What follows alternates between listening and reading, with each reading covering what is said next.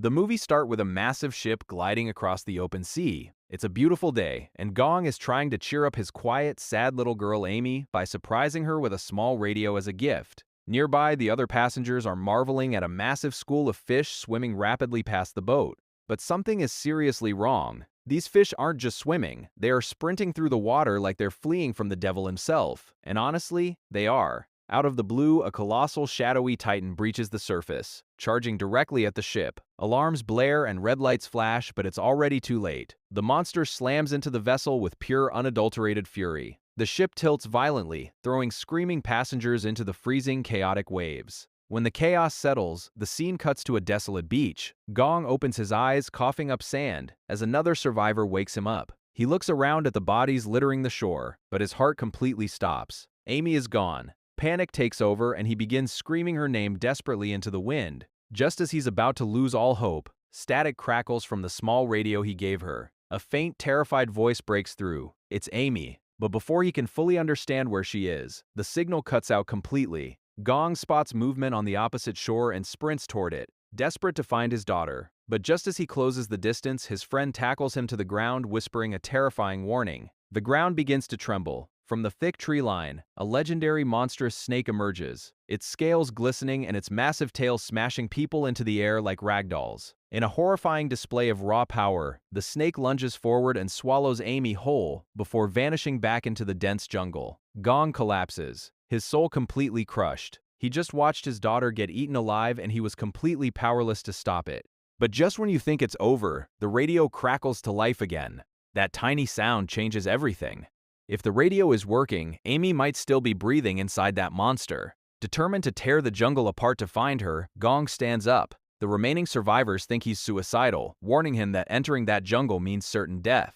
But a few brave souls, including a resourceful man named Erdane, decide to join him. A total of 6 people march into the green hell, ignoring the screams of those begging them to turn back. Meanwhile, the survivors left on the beach try to call for a rescue team, but there's zero signal. And before they can even process their isolation, a massive tongue whips out from the shadows, dragging them into the darkness as well. Deep inside the jungle, the monster snake returns to its grotesque nest. In a nauseating twist, it begins to regurgitate the people it swallowed whole, throwing them onto the damp earth before slithering off to hunt again. The ship's captain wakes up, instantly realizing they are trapped in the dead center of the jungle with absolutely no escape. But as he rouses the others, he spots a miracle. Amy is alive and unharmed. Their relief is cut short, though, when they realize they are standing in a graveyard of massive snake eggs. An old man in the group panics, picking up a rock and smashing one of the eggs to kill the beast inside. Big mistake. The broken shell immediately releases a snapping baby snake. The group scrambles behind a large rock, watching in horror as the newborn monster locks its eyes on a paralyzed woman and devours her instantly. At the same time, Gong's rescue team is tracking the beast, completely unaware of the horrors ahead. Exhausted, they stop to rest for a while. Erdane accidentally hacks into a strange tree, and a thick, oily black liquid begins to ooze out. Curious, another man strikes a match, dropping it into the sap. Instantly, a violent wall of fire erupts. Erdane quickly suffocates the flames with an extinguisher, but the thick smoke fills the air, and Gong begins to hallucinate violently. He sees his friends mocking him, and then a ghostly vision of Amy appears, crying out, "Father, why didn't you save me?" Erdane douses Gong with water, snapping him back to reality, but their relief lasts all of 2 seconds. The trees around them suddenly come alive. Their branches whip out like constrictor snakes, wrapping tightly around the team. This isn't just a forest, it's a living, breathing predator.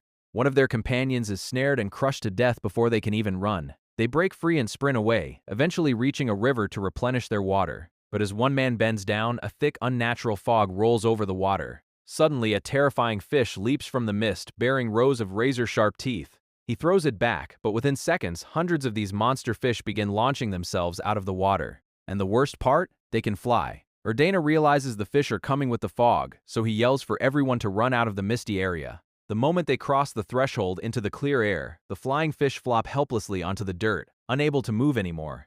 But the jungle isn't done with them yet. Erdane notices massive footprints on the ground and looks up to see a bizarre creature stuck to a tree. Before anyone can react, a colossal monster frog drops from the canopy, its massive tongue snatching up survivors. The old man is grabbed, desperately holding onto a tree trunk as his grip slips.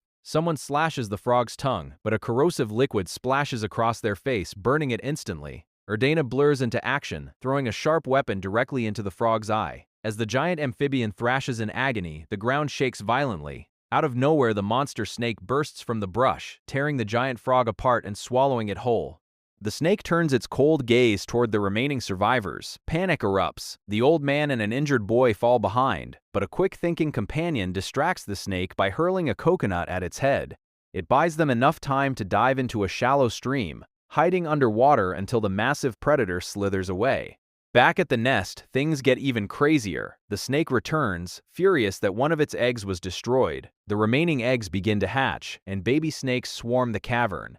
Amy is cornered, unable to run. In a heart-stopping moment, she reaches out and gently places her hand on a newborn snake's head. Amazingly, it doesn't attack. Why? Because Amy remembers a book she read on the ship. Newborn snakes imprint on the first living thing they see if their mother isn't around. The baby snake now thinks Amy is its mother. However, it doesn't extend that courtesy to anyone else, immediately mauling another survivor. Taking advantage of the distraction, the cowardly old man flees the nest, abandoning everyone. Meanwhile, Gong's group discovers a derelict, overgrown house deep in the woods. Inside, they find rows of chemical bottles and old photographs of animal testing. The horrifying truth clicks into place. This was an illegal experimental lab many years ago. These monsters aren't natural evolution. They are the bioproducts of science gone horribly wrong. Suddenly, the cowardly old man bursts through the door. When Gong confronts him about Amy, the old man lies through his teeth, claiming everyone in the nest is dead. Devastated but refusing to give up, Gong prepares to head out alone. The next morning, the sound of a rescue helicopter echoes from above. They sprint outside, waving frantically, but the pilot misses them and flies away. Just then, the old radio picks up Amy's voice again. Gong turns to the group, shouting that she's alive, exposing the old man's pathetic lie. Terrified of the consequences, the old man bolts into the jungle, only to run straight into the jaws of the monster snake, which swallows him whole. Talk about instant karma. Gong finally establishes a clear radio connection with his daughter. A survivor named Sushi tells him they are trapped in a massive cave near the sound of rushing water. Guided by the clue, Gong tracks them down, finding the cave just as a swarm of hostile snakes corners the survivors. In a wild twist, Amy's loyal baby snake steps up, fiercely fighting off its own kind to protect her. Gong drops a massive tree root into the cave, pulling the survivors up one by one, but the alpha monster snake arrives, absolutely blind with rage. Erdane charges forward, driving an axe directly into the snake's eye, while another companion destroys its remaining eye, rendering the titan completely blind. Amidst the chaos, the ship's captain makes the ultimate sacrifice, using his last breath to push the final survivors up the route to safety. They reach the jungle's edge, but the blinded snake is tracking them by sound, destroying everything in its path. Erdane tells them they have to split up, or they'll all die together. He and a companion lure the beast back toward the highly flammable toxic sap they found earlier. Gong tells Amy and Sushi to run far away while he goes back to help his friends. As Gong arrives, he witnesses his worst nightmare happen for a second time. The snake lunges blindly and swallows Amy again. Driven by pure, feral fatherly love, Gong relentlessly hacks at the snake's body, cutting it again and again. The beast bats him away like a fly, but Erdine grabs fire, draws the snake's attention, and leads it directly into the pool of toxic liquid. With a final, defiant look, Erdine drops the fire. A cataclysmic explosion rips through the jungle, engulfing the monster snake in a massive inferno. The beast collapses, completely incinerated. Gong and Erdine sprint to the creature's charred jaw, cutting it open, and Gong pulls Amy's limp body from the wreckage. She isn't breathing. Gong collapses into tears, cradling his daughter, completely broken.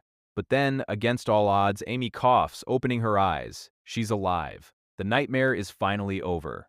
It's a powerful reminder of how far a parent will go to save their child. But it leaves you thinking, if an illegal lab like that could create monsters this terrifying, it makes you wonder what else is hiding out there in the unexplored corners of the world, doesn't it? If you were in Gong's shoes, would you have risked entering that nightmare jungle based on nothing but a static radio signal? Let me know in the comments below. Thanks for watching.